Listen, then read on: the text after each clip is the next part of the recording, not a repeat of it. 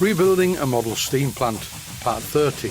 Modifying the lighting diorama and getting rid of the small electrical switches as they are not necessary. This job proved to be more difficult than I thought. I need to do some fairly violent manoeuvres, but I cannot hit it with a hammer because the entire thing is fragile. This is a clip of the diorama when I first bought it, and here it is in all this splendour. I'll run some of the original episode to show you what it's all about. The street lamp scene is only part of the model. In my opinion, the other part of this diorama is good, but unnecessarily complicated. And here is the other part, a Cotswold Heritage Perseus engine, which drives a small model dynamo, and here it is doing just that. There is a switch that selects the power output from the dynamos from either the Stuart S50 or the Perseus. The Perseus steam engine with the very small dynamo is a bit of a waste of time. The small dynamo only outputs 1.5 volts at a very low amperage. The Stuart S50 engine is connected to a special dynamo which I think originally came off a bicycle. Even though the Perseus engine is still running, I've moved the selector switch to the Stuart S50. I think this is quite good and I enjoyed playing with it for a few minutes. And while I was playing with it, I had an idea. Why not use this diorama with the large steam plant I'm about to rebuild? If you've seen the series so far called Rebuilding a Model Steam Plant, it seems a very logical progression to make it so that this light array can be plugged into that. And here is a clip of the steam plant just before I started to rebuild it. It's now time to go back to the current episode. Here you see the diorama's rear view as I turn it over, and here is the control panel on the back. It's very crudely made, very out of scale, and in my opinion extremely unnecessary. What I'm about to do is totally destroy this, so look away now if you're offended. It was designed for easy access, but the access isn't actually that easy. But there is sufficient access to allow me to get my side cutters in to chop all these wires. I'm going to fit a discrete switching system on this, and unfortunately, in order to do this, I'm going to have to cause some damage to the unit because this little box needs removing entirely. As do the banana plug connectors. I want to rewire and refinish this unit in my way by removing all the junk, filling the holes that will be left, and then using a sheet of mahogany I'm going to re-veneer the entire rear part of the unit. And I'm definitely going to do away with this doll's house connector where the fader lights plug in. And now it's snip time.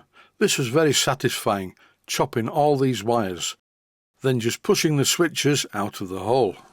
You may have noticed that this video is nothing to do with steam engines, and to the purists out there, I do apologise.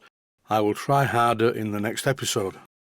I removed the front part of the box, which was just nailed on with 4 panel pins, and here you see the lid.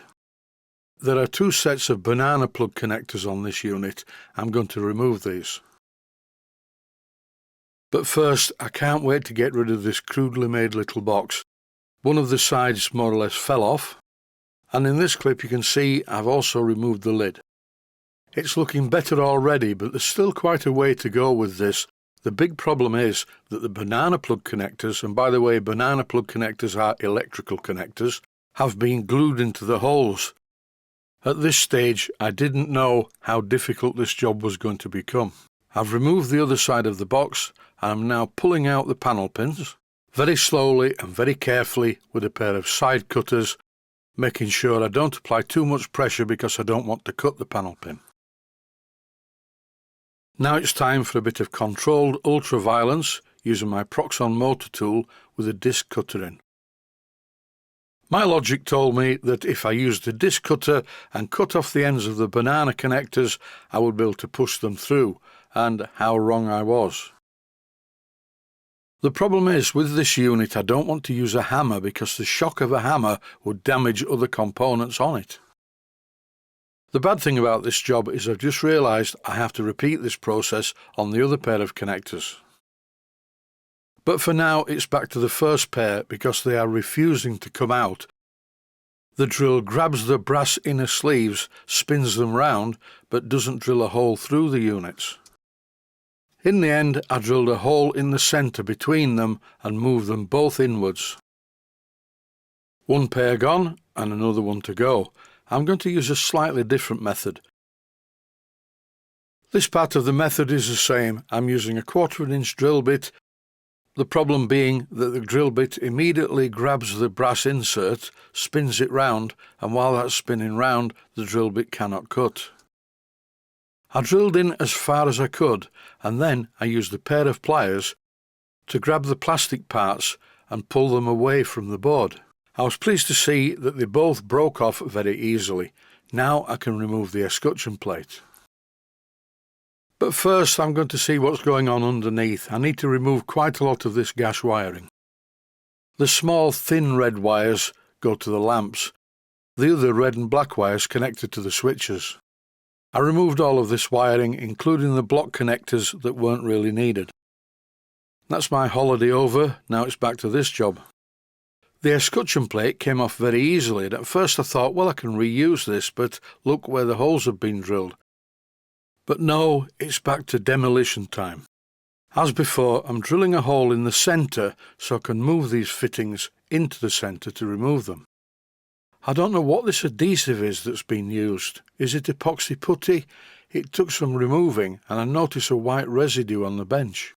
Here I'm just checking the tightness of the 3 screws holding the back in place and just nipping them up a bit. I don't think I'll bother videoing the next part. It's just a case of rubbing down the rear panel, filling the holes, and then covering the entire rear part of the unit with mahogany veneer. And this will give a much neater effect than the mahogany coloured varnish.